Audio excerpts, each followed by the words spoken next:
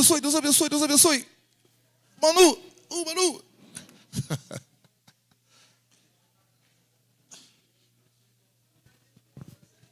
Casais também, tá? Quem vai para a escola de casais pode descer lá. Os irmãos que vão para a escola de casais podem descer, né? Foge não, irmão, vai lá. Vai na escola de casais ouvir a verdade.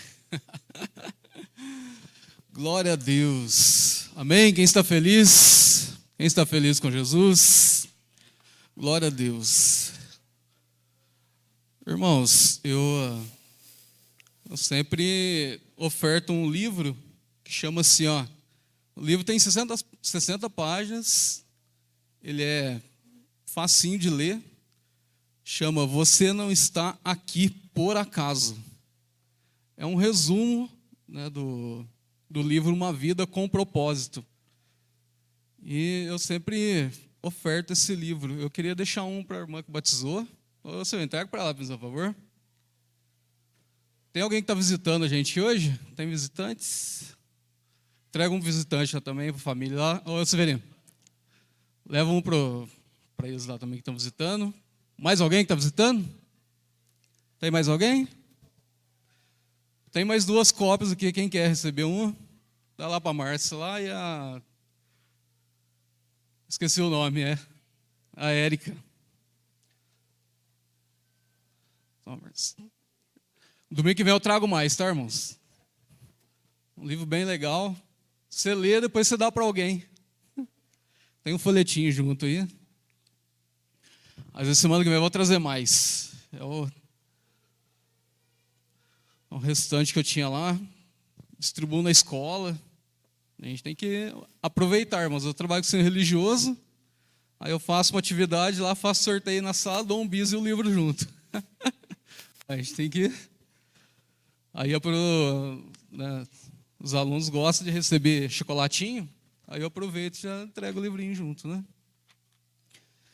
Glória a Deus. Deixa eu tirar esse microfone. Abra sua Bíblia comigo em Êxodo. Êxodo, capítulo 3. Um dos livros da Bíblia mais difíceis de encontrar. Êxodo, capítulo 3, né? Um dos mais difíceis de achar, segundo livro da Bíblia. Pega Gênesis, Êxodo. Êxodo, capítulo 3, versículo 1. Texto aí que todo mundo conhece. Acredito eu que todo mundo já leu esse texto. Fala assim, todos acharam? Está escrito assim, apacentava Moisés o rebanho de Jetro, seu sogro, sacerdote de Midian, e levou o rebanho para trás do deserto, e chegou a Horebe, o monte de Deus. Apareceu-lhe o anjo do Senhor, numa chama de fogo, no meio de uma sarça. Moisés olhou e viu que a sarça ardia no fogo, mas a sarça não se consumia. Então disse consigo mesmo, agora me virarei para lá, e verei essa estranha visão, e por que a sarça não se queima? Vendo o Senhor que se virava para ver, bradou Deus a ele no meio da sarça. Moisés, Moisés, respondeu ele, eis-me aqui. Continuou Deus, não te chegues para cá, tira as sandálias dos teus pés, pois o lugar em que estás é terra santa. Disse mais, eu sou o Deus de teu pai, o Deus de Abraão, o Deus de Isaque e o Deus de Jacó. Moisés escondeu o rosto, porque temeu olhar para Deus. Então disse o Senhor, de fato tenho visto a aflição do meu povo que está no Egito, e tenho ouvido o seu clamor por causa dos seus opressores. Conheço os seus sofrimentos. Por isso desci para livrá-los das mãos dos egípcios e para fazê-los subir daquela terra para uma terra boa e espaçosa, para uma terra em que mana leite e mel, a terra do cananeu, do eteu, do amorreu, do ferezeu, do eveu e do jebuseu. Agora o clamor dos filhos de Israel chegou a mim, e também tenho visto a opressão com que os egípcios os oprimem. Vem agora, e eu te enviarei a Faraó, para que tires do Egito o meu povo, os filhos de Israel. Então Moisés disse a Deus, quem sou eu, para que vá a Faraó e tire do Egito os filhos de Israel? Glória a Deus. Senhor, é a sua palavra, que o Senhor nos abençoe aqui nesta manhã, possa falar, Deus, dos nossos corações, em nome de Jesus. Amém. Glória a Deus. Pode se sentar. Quem não conhecia essa palavra, quem nunca ouviu falar, todo mundo já ouviu falar dessa palavra? Moisés, irmãos, ele estava na terra então de Midian, apacentando as ovelhas. Moisés fugiu do Egito, né, como assassino, porque ele, descendente de hebreu, foi criado lá pela filha de Faraó como príncipe do Egito, mas quando ele já estava adulto, ele descobriu que ele não era, então, filho da filha de Faraó, mas ele era descendente hebreu. E com isso, quando Moisés viu um egípcio maltratando um hebreu, a Bíblia fala que Moisés feriu aquele egípcio e ele morreu. E no outro dia estavam ali dois hebreus se contendendo ali, brigando. Moisés foi então tentar separar a briga. E a Bíblia fala assim que os dois viraram para Moisés e falaram: você também quer ser príncipe sobre nós? Quer ser juiz sobre nós? Você quer nos matar como você matou o egípcio? Moisés, então, quando ele soube daquilo, ele teve que sair, né, do Egito. E ele ficou 40 anos, então, fora do Egito, foi para a terra de Midian, onde ele conheceu quem lembra o nome da mulher? Zípora. Conheceu essa mulher e conheceu Jetro, que era o sogro dele, tornou-se sogro dele depois, casou-se lá, teve filhos. 40 anos passaram. E a Bíblia fala, então, quando Moisés, aqui em Êxodo, capítulo 3, que ele estava apacentando ali o rebanho do seu sogro, né? Fala ali, apacentava Moisés o rebanho de Jetro, seu sogro, sacerdote de Midian, e levou o rebanho para trás do deserto e chegou a Horebe, o monte de Deus. Quando Moisés chega, está ali com as ovelhas, ele enxerga uma sarça pegando fogo. Se você ler os costumes da época, os pastores, quando eles estavam levando as ovelhas, em lugares assim, desérticos, eles procuravam onde tinha uma grama ou um mato ali para as ovelhas pastarem, era comum o pastor achar uma árvore seca e colocar fogo nela para iluminar o local onde ele estava. Isso era comum o pastor fazer. E quando Moisés, então, estava apacentando as ovelhas, ele virou e viu uma sarça, que ele não pôs o fogo, que ele não acendeu aquela sarça para iluminar, e ele viu que a sarça estava ali pegando fogo, e ele, quando ele virou, ele pergunta para ele mesmo, por que essa sarça ela não está queimando? E quando ele vira, Deus, então, vai falar com Moisés no meio da sarça. Irmão, você já pensou? A gente olha, às vezes o pessoal põe queimado na mata, você vê aquela árvore lá incendiada, né? Você já pensou, você está num lugar, no deserto escuro, de repente você vê uma árvore pegando fogo e alguém fala lá do meio do fogo? Você sai correndo, né? Aquela historinha do irmão que subiu para orar no monte, e estava subindo no monte, e estava um macumbeiro também. O cara foi fazer os despachos lá. Enquanto o crente estava subindo, o cara que fez o despacho estava descendo, os dois se encontraram, achou que viu um fantasma e saiu correndo um do outro. E eram dois. O pastor conta, o irmão estava vendo um anjo no monte, né, pastor? Branco lá, anjo, falava, ela dá um tapinha no anjo, era um cavalo, irmão. Oh, Jesus. Mas pensa bem, né? Você olha e vê, tem esta visão, e o fogo fala com você. Meu Deus do céu, irmão, ninguém fica perto. Quem é mais antigo aí sabe das histórias que o povo contava na roça, né? Você sentava na taipa do fogão e ouvia histórias de assombração. Oh, meu Deus. E para embora depois, irmãos. Lembro uma vez que eu namorava com a Patrícia e nós assistimos, estava na casa dela, a gente assistiu um filme. Irmãos, foi o último filme de terror que eu assisti. Eu não gosto de filme de terror.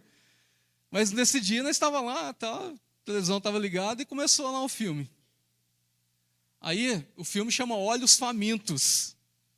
Os irmãos que costumam assistir filme de terror, sabem o que é. Mas chama Olhos Famintos. E todo filme de terror tem o principal lá, né? O monstro principal. E esse cara, desse filme, ele era um homem bem alto, e ele tinha um cabelinho branco assim, rapaz. Cabelinho branco. E era aquele homem com aquela capa preta, né? Cabelinho branco assim, tal. Nós assistimos um filme, irmãos. Eu morava com a minha avó ainda, lá em Umas.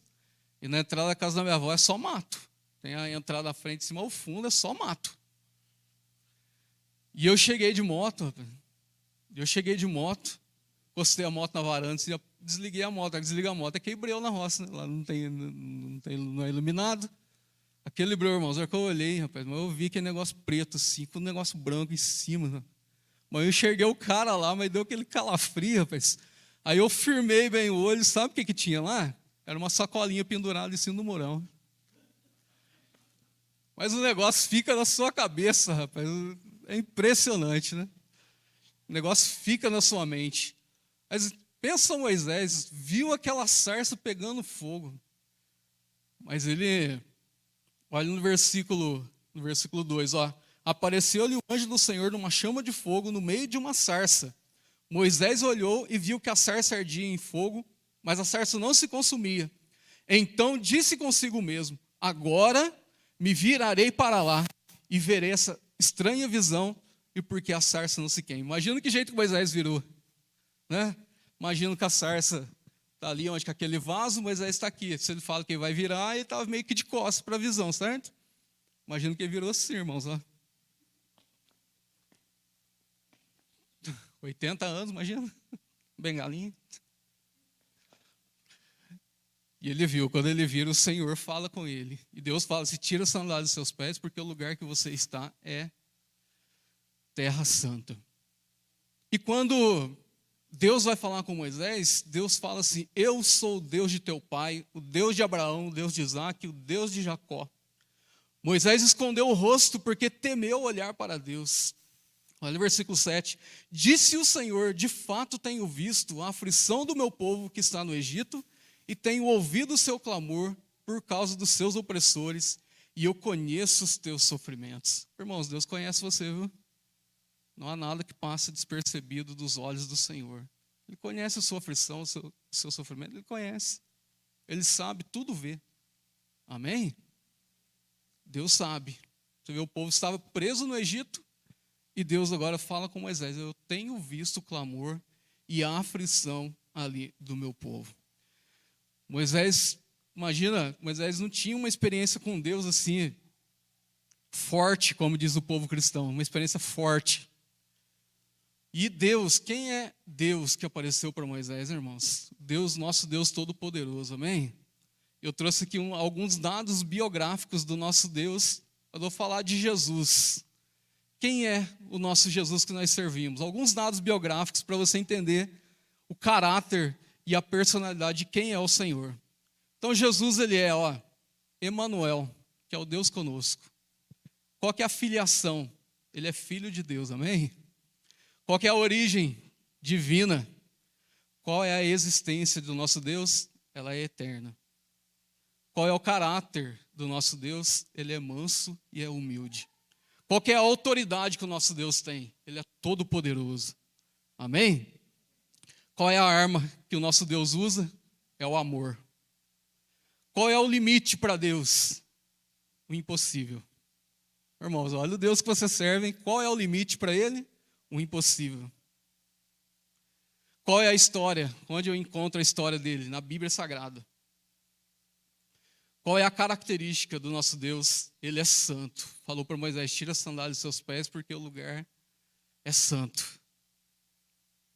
Qual é o discurso que ele traz para nós? A palavra de Deus, o Evangelho. Qual é o talento que ele tem? Sobrenatural. Qual é o povo que ele tem? A igreja, aleluia. Glória a Deus. Qual é a missão? Qual é a missão do nosso Deus? Buscar e salvar aquilo que havia perdido, tinha sido perdido. Qual que é a meta?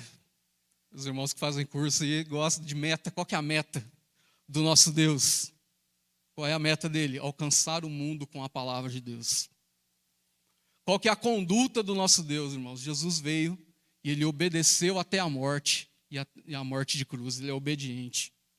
Qual que é a especialidade do nosso Deus? Salvar, curar e batizar com o Espírito Santo, aleluia. Qual é a promessa que Ele tem para você, irmão? Vida eterna. Qual é a natureza do nosso Deus? Ela é divina.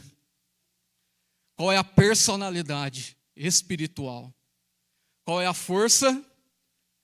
Oração, porque Jesus veio, a força de Jesus na terra era a oração. Qual é o ofício de Jesus? Profeta, sacerdote, e Ele é rei. E qual é o grande mandamento que Jesus deixa para nós? Ele é o amor. O maior mandamento que Jesus deixou para nós é o amor. Então eu falo para você, foi com essas características que Deus apareceu para Moisés. Só que, quando Moisés ouve tudo que Deus falou para ele, Moisés, no versículo 11, vai falar assim, ó. Então Moisés disse a Deus, quem sou eu para que eu vá a Faraó e tire do Egito os filhos de Israel? E sobre isso que eu quero falar para você nesta manhã, que nós devemos livrar o pensamento, tirar de nós a mentalidade de escravo. Moisés, ele fugiu, era descendente dos escravos hebreus, ele construiu uma família, estava bem, mas ainda a mentalidade dele era como o dos irmãos de escravo. Moisés ainda não enxergava ele como um homem capaz de cumprir essa missão que o próprio Deus falou com ele. Ele fala, mas quem sou eu? Quer dizer, eu não sou nada. Não tenho nenhum valor. Quem sou eu? Então, meu querido, é isso que eu quero falar para você. Tire a mentalidade de escravo da sua vida. Porque você já foi livre, já foi salvo por Jesus, amém? Então, ó, a mente do ser humano, o que é a mente do ser humano? Ó, é a nossa vontade, os nossos pensamentos e os nossos sentimentos. Tudo isso está aqui, nessa cacholinha sua aí. Né? Esse cérebro seu de 1,5 kg, tem uns que tem um pouquinho mais. Mas, normalmente o cérebro é 1,5 kg que pesa. Tem alguns irmãos que têm um cérebro maior aí, né? Não vou entrar no mérito da questão. Mas, irmãos, tudo passa pelo processo da nossa mente. Já pensou isso? Tudo que você executa, você pensa. Aí eu fiz sem pensar, negativo. Cutucaram eu com vara curta, eu dei uma pancadinha sem pensar. Irmão, você pensa. Meu irmão, que era drogado, ele falava muito isso. Eu não pensei em nada quando eu fiz isso. Não pensou em nada? Pensa, tudo passa pelo processo da nossa mente. Tudo você pensa antes de você executar. Por exemplo, ó, dá um exemplo prático para você.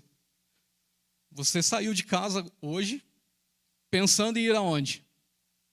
Em vir ao culto, né? Não saiu pensando. Hoje você pensou, depois você executou.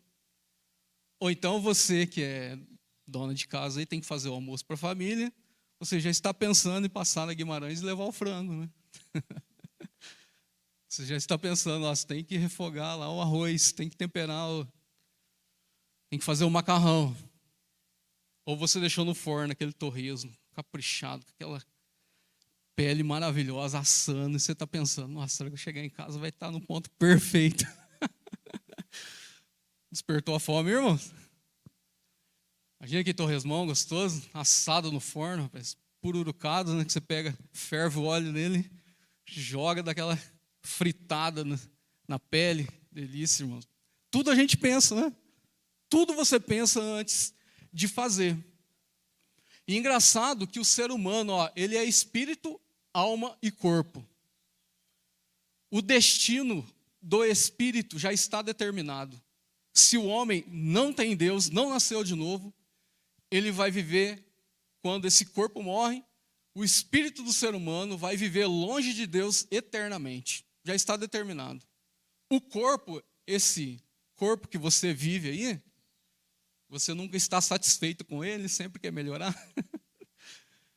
Esse corpo que você tem, o destino desse corpo já está determinado. Você vai morrer um dia. Não adianta, irmão, todo mundo vai morrer. Não tem alguém que acha que é honra. Acho que não vai morrer. Irmãos, naturalmente todo mundo que vai morrer, só se Jesus arrebatar a igreja antes, tá bem? Aí você não vai passar pela morte, esse corpo vai ser transformado. E os cristãos que já morreram, hoje em dia o costume é cremar, né? Já está uma moda de cremar, até porque os cemitérios também já estão ficando tudo lotado, mas tem muito costume de cremar o corpo. Aí tem gente que pede para lançar no mar. Então crema o corpo e depois o irmãozinho é lançado no mar. Mas no arrebatamento, irmãos, seu corpo vai ressuscitar. Mesmo que você já morreu, vai ressuscitar lá o corpo, vai ser restaurado esse corpo. E os pozinhos que estão lá no mar vão ser reconstruídos, né? Tem alguns irmãozinhos que vai ter um pouco mais de pó, vai dar um pouco mais de trabalho para reconstruir, né? Porque tem uma massa maior. Falei olhando para você não, Alexandre. Mas vai demorar um pouco mais para o anjo achar tudo lá para reconstruir, né? Porque tem uma massa maior. Irmãos, mas o destino do corpo ele já está determinado. Uma alma, rapaz do céu, a alma é que a Bíblia fala que precisa ser transformada, que é aí os seus pensamentos, seus sentimentos, suas emoções. Elas precisam ser transformadas, porque em todo o tempo que nós estamos vivendo nessa terra, como a nossa alma é terrível, né? A Bíblia fala assim que a carne, que é a carnalidade do ser humano, e o espírito, eles lutam entre si. Porque a carne não quer que você faça a vontade de Deus. E quando você vai querer fazer a vontade de Deus, a sua alma fica gritando para não fazer a vontade de Deus. Está tudo na alma, irmão. O seu espírito, ele está pronto, mas a carne é fraca. E por isso que tem as pregações, você tem que vir no culto, a gente tem escola bíblica, porque a nossa alma ela precisa ser transformada. Ela precisa ser transformada. Aquele sentimento, sabe aquela depressão, aquela ansiedade, o negócio terrível que você sente é na alma. É na alma do ser humano. Então, olha que interessante, ó. O espírito, né, já está pronto, o corpo também, o destino do corpo já está determinado, mas a alma ela precisa ser transformada. E olha que interessante, você pode ter vindo feliz para esse culto, né? Mas acontece uma coisinha, acaba com o seu dia. Você fala, nossa, eu estava tão feliz de manhã, hoje à tarde parece que eu já estou para baixo, estou nervoso. Tá? Por quê, irmãos? A alma. E o que você sente, o que você ouve e o que você vê, influencia no seu estado emocional, sabia disso? Tudo que você vê, o que você ouve, o que você sente, influencia no seu estado emocional. Por exemplo, quem tem rinite? Alguém tem rinite aqui? Não? Aí tem gente que tem rinite, aí um vizinho vai lá e queima um plástico perto da sua casa. Você sente aquele cheiro do plástico, já ataca a rinite. Aí você já começa a xingar o vizinho. Nossa, quem que está queimando perto? Não sabe que a gente é doente. Aí já muda, você cheirou o negócio, já mudou seu estado emocional. Ou quando você entra no lugar, rapaz, está um cheiro terrível, lá você já não sente mal. Nossa, que lugar terrível. Você fica incomodado. Por quê, irmãos? Você cheira, influencia ali no seu estado emocional. O que você ouve, irmãos, você já ficou perto de pessoa que só fala mal dos outros? Fica falando mal, só reclama, só xinga. Você não fica mal de ficar ouvindo um negócio desse? Você fica perto de pessoa que só xinga, rapaz, só reclama, só murmura. Aquilo deixa a gente mal, porque o negócio começa a entrar ali pelo ouvido, né? E aquilo também que você vê, aquilo influencia muito no seu estado emocional. Provérbios 12, versículo 15. Provérbios 12, versículo 15.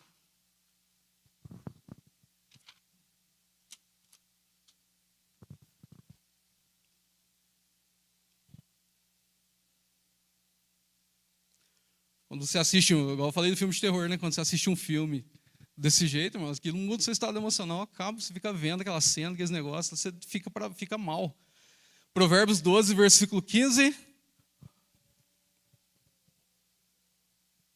O caminho do tolo é reto aos seus próprios olhos, mas o que dá ouvidos ao conselho do sábio, o caminho do tolo é reto aos seus próprios olhos, mas o que dá ouvidos ao conselho é sábio. Está vendo? Quando você dá ouvidos Isso vai influenciar o seu estado emocional. No caso que o conselho do sábio vai te deixar bem, mas se você ficar ouvindo muita coisa negativa, aquilo também vai deixar você para baixo. É gostoso quando você conversa com alguém que fala coisas boas, não é? É gostoso quando você senta, você ouve uma palavra de alguém assim, nossa, vê se a pessoa entende das coisas, você fica bem. Mas quando você dá ouvido também é só, a pessoa fica reclamando, aquilo acaba com a gente, né? É um versículo de Provérbios também que fala assim que quando você ouve, mais ou menos assim, que você ouve alguma coisa ruim, aquilo abate o espírito do homem, mas uma boa palavra o alegra. Provérbios 12, 25, aqui mesmo, né? Ali, ó. A ansiedade do coração do homem o abate. Ó, versículo 25, Provérbios 12, 25. A ansiedade do homem, do coração do homem, o abate, mas uma boa palavra o alegra. Tá vendo, irmãos? Que você ouve influencia o seu estado emocional. Amém? Quem coloca pregação para ouvir em casa? Irmão, você colocar lá, nesta longa estrada da vida, irmão, você vai ficar para baixo já. A coisa está branca, a coisa está preta, quem não for filho de Deus... Irmão, você ficar ouvindo essas coisas, já era, irmão. Já era. Vai ficar só para baixo. Em segundo lugar, o que nós falamos influencia no seu estado emocional. Sabia o que você fala também influencia? 1 Pedro 3, versículo 10, fala assim, ó. 1 Pedro 3, 10. Se você quiser ter dias felizes, olha que interessante, 1 Pedro 3, versículo 10, lá no finalzinho da Bíblia.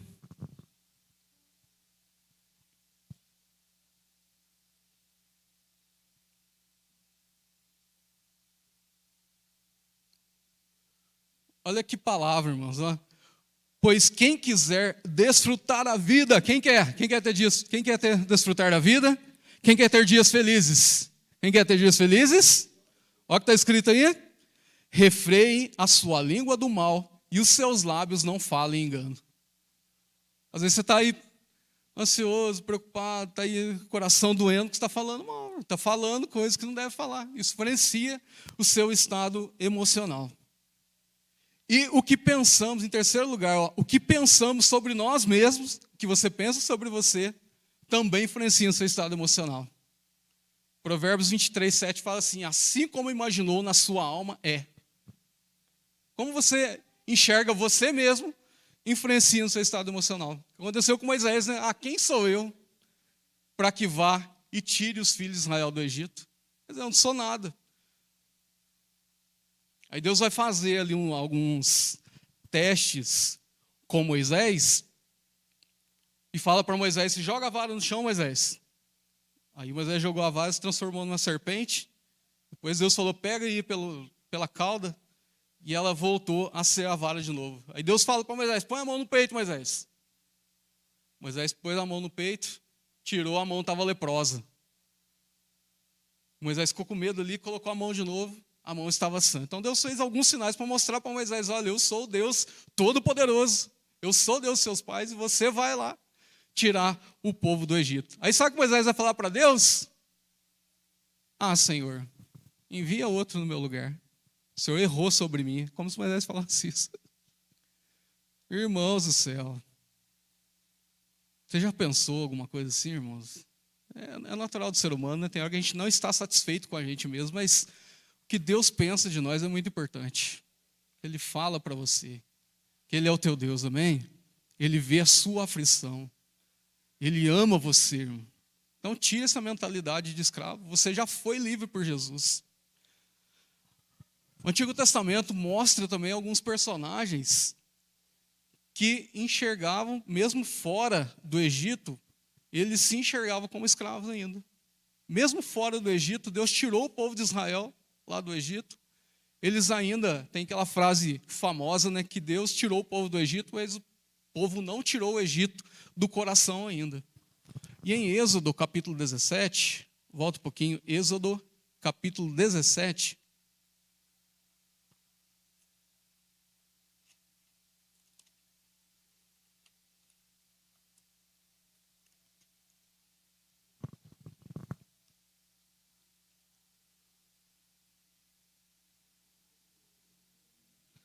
Êxodo capítulo 17,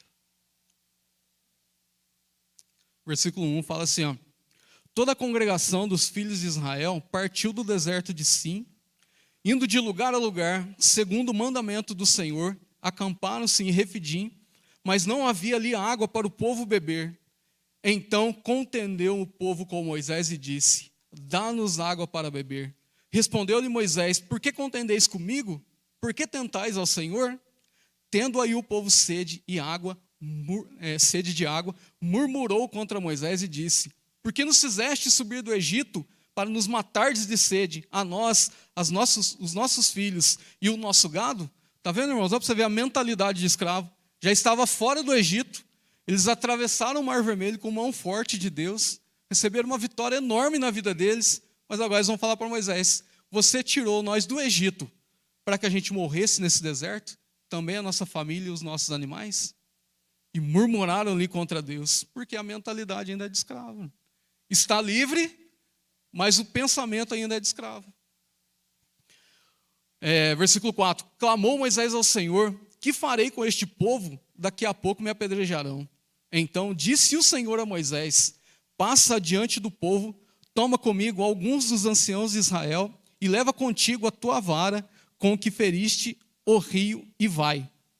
Eu estarei ali diante de ti sobre a rocha em Horebe. Ferirás a rocha e dela sairá água e o povo beberá. Moisés assim o fez na presença dos anciãos de Israel e chamou o nome daquele lugar Massá e Meribá, por causa da contenda dos filhos de Israel e porque tentaram ao Senhor, dizendo: está o Senhor no meio de nós ou não? Olha, irmãos, a mentalidade já foi livre, mas ainda estava incrédulo em relação aos milagres de Deus. Mesmo ali, vivendo livre, tinha a mentalidade ainda, era de escravo. E às vezes a gente está na igreja, irmãos, a nossa mentalidade ainda é de escravo. Paulo falou assim, que nós que fomos libertos, em Gálatas 5, nós não devemos nos colocar de novo num jugo de servidão, irmãos. Então, irmãos, voltando atrás, desistindo da fé, vivendo como se não merecesse as promessas de Deus. Está errado, irmão, tem que consertar. Jesus, todas as promessas de Deus, tem em Cristo o sim e por ele o amém. Aleluia? Quem tem promessa de Deus aí? Já tem o sim de Jesus para você, irmão. Toma posse dessa promessa. E engraçado, irmãos, que essa tentação aqui de Massá e Meribá foi citada mais para frente nos Salmos depois, de tão terrível que foi essa contenda que Israel teve com Deus. Olha o Salmo 95, lá no meio da Bíblia, Salmo 95. O salmista ele vai citar de novo essa atitude de Israel, para você ver que como Deus ficou irado com essa atitude do povo. Salmo 95, versículo 8. Vamos ler o versículo 7. Salmo 95, versículo 7. Fala assim, ó: pois ele é o nosso Deus, e nós, povo do seu pasto, e ovelhas da sua mão.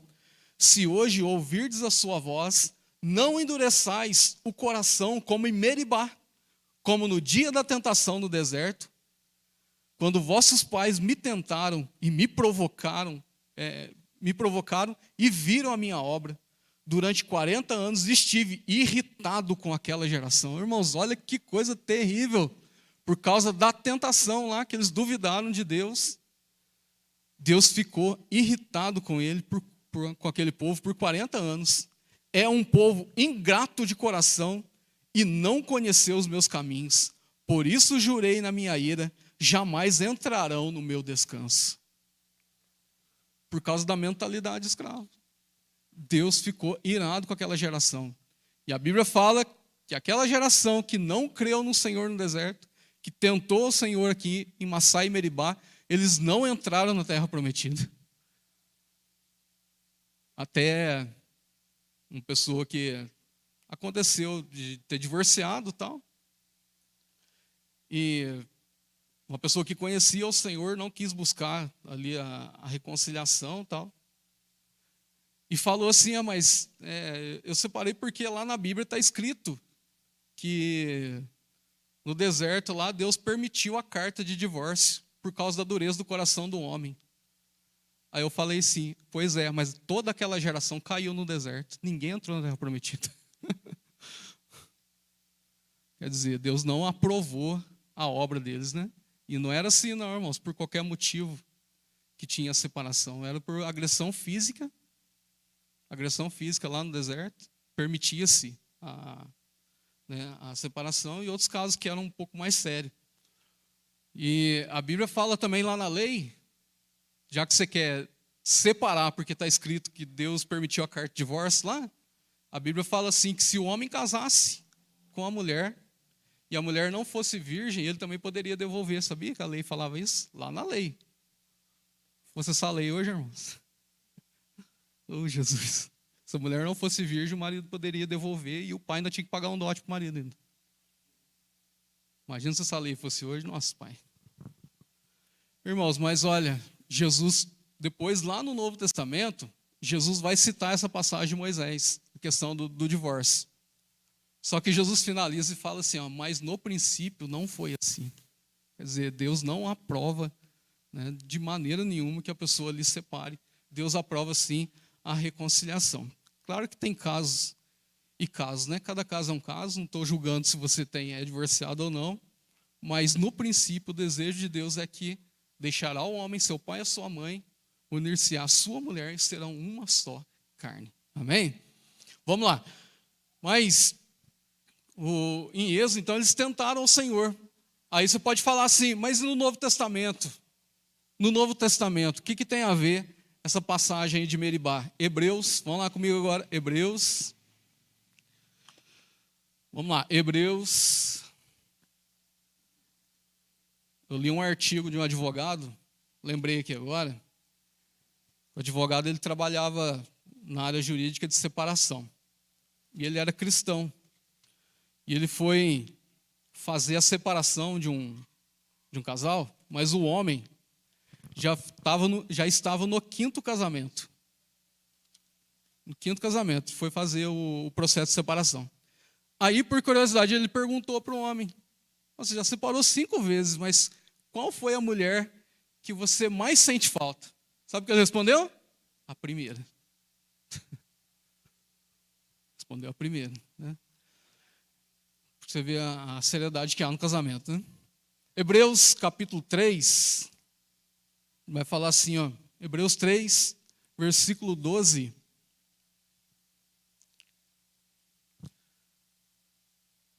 Vede, irmãos, que nunca haja em qualquer um de vós um coração perverso e incrédulo que vos afaste do Deus vivo. Antes, exortai-vos uns aos outros todos os dias durante o tempo que se chama hoje, para que nenhum de vós se endureça pelo engano do pecado. Olha, irmãos, o que está falando? Que não haja em qualquer um de nós um coração perverso e incrédulo que venha nos afastar ali do Deus vivo. Aí ele fala, antes exortai-vos uns aos outros todos os dias, durante o tempo que se chama hoje, para que nenhum de vós se endureça pelo engano do pecado. Por isso que a gente tem que estar sempre ouvindo a pregação, né? Porque o coração, a mentalidade escrava, ela vai pegando você, seu coração vai ficando endurecido, de repente você está fora da igreja e você nem percebe. Versículo 14. Temos nos tornado participante de Cristo. Quem é participante de Cristo aqui? Quem participa de Jesus? Então, tendo-nos tornado participantes de Cristo, se é que guardamos firme até o fim a confiança que desde o princípio nós tivemos. Versículo 15. Enquanto se diz, hoje se ouvirdes a sua voz, não endureçais o vosso coração, como na provocação. Aqui está falando a provocação lá, ele está fazendo uma comparação com as águas de Massá e Meribá.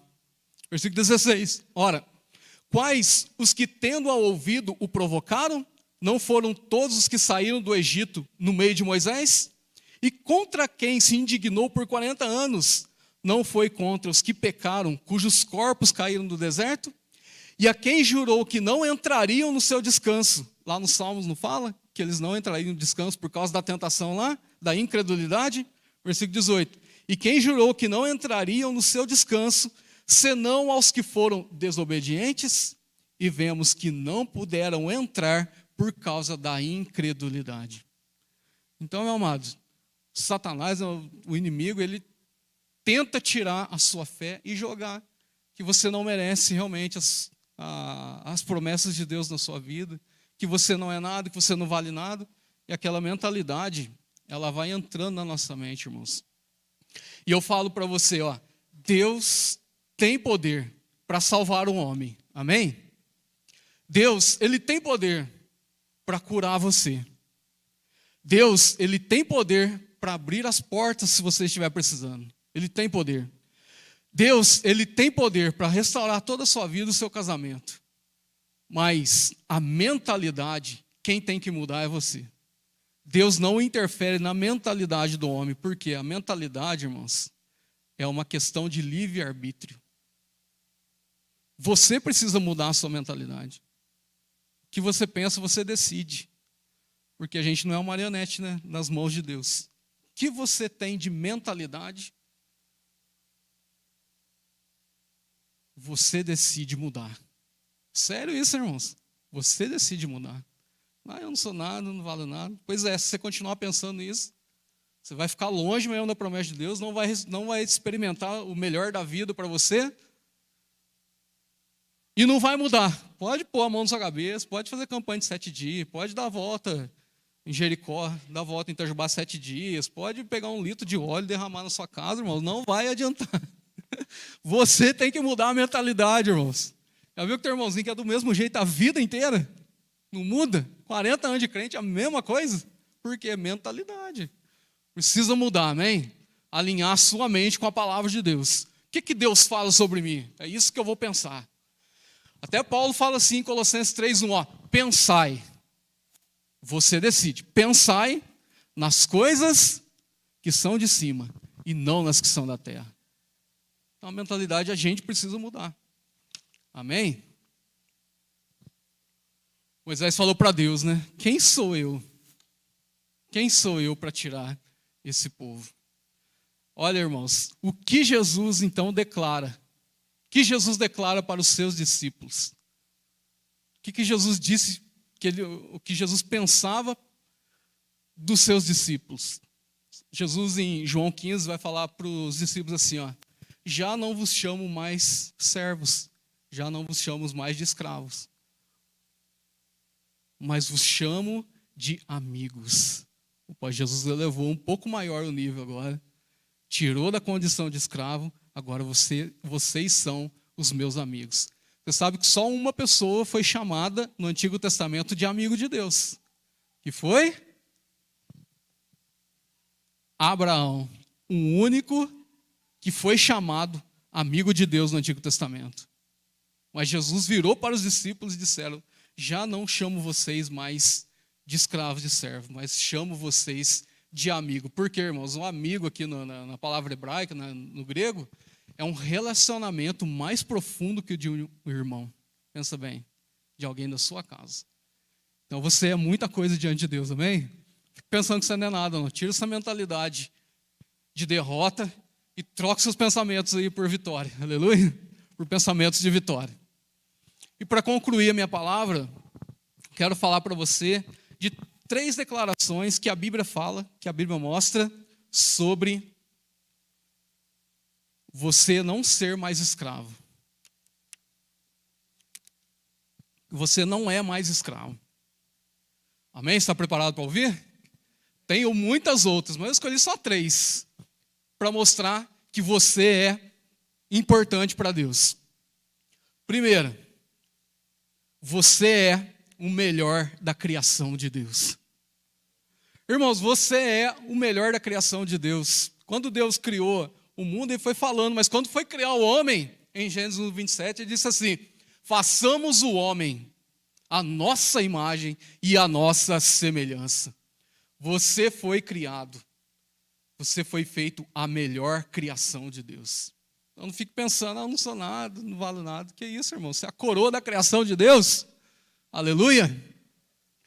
Número 2. Você é uma nova criatura. Se alguém está em Cristo, nova criatura é. tudo que é velho já passou. A mentalidade escrava, inclusive. Tudo que é velho já passou, e eis que tudo se fez novo. Aleluia! Irmãos, você é, irmãos, uma nova criatura. Está escrito em 2 Coríntios 5,17. Você é uma nova criatura. E para finalizar, eu quero falar para você, Efésios 2,19. Esse não está decorado, queria que você lesse. Efésios 2,19.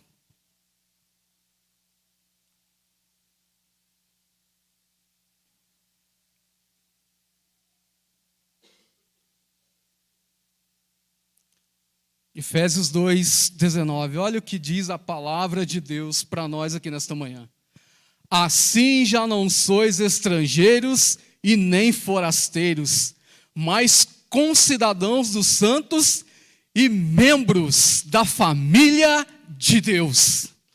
Quero falar para você, você é e faz parte da família de Deus.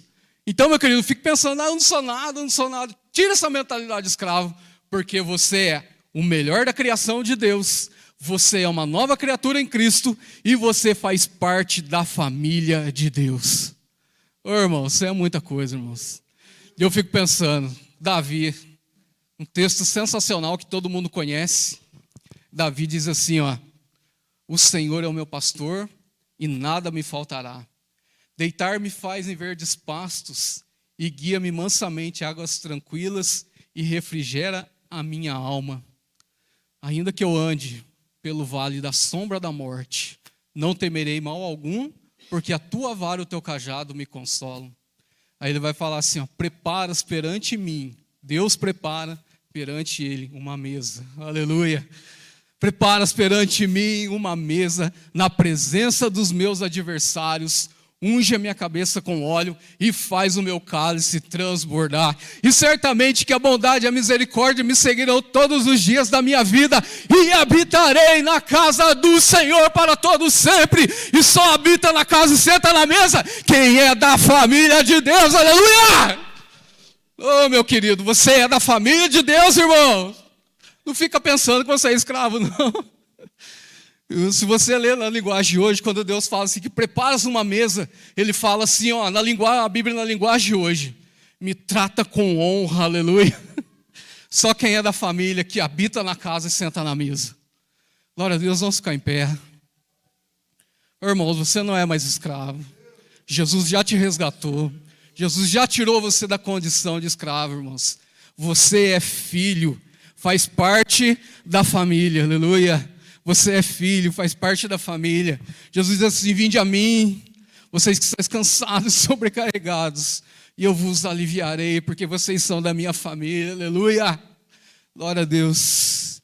Eu queria orar por você, irmão. Você que quer receber uma oração da igreja, sei que a palavra por si só já é o suficiente para você sair daqui com a mentalidade diferente, mas se você quer receber uma oração da igreja, está precisando de algo de Deus aí para você, e quer que o pastor imponha as mãos na sua cabeça e ore por você, vem aqui na frente, nós estaremos, quando você veria no canto indo para nós, estaremos aqui orando pela sua vida, irmãos. Se você quer ajuda para mudar aí a sua mentalidade, o seu pensamento em relação a Deus, em relação às coisas que você não merece, que você não é nada na vida, que é isso, irmão, isso é muita coisa. E eu falo para você também, se você não tem Jesus ainda, e quer entregar sua vida para Jesus e deixar de ser um escravo do mundo, escravo do pecado, e tornar-se um filho de Deus, participante da família, participante da mesa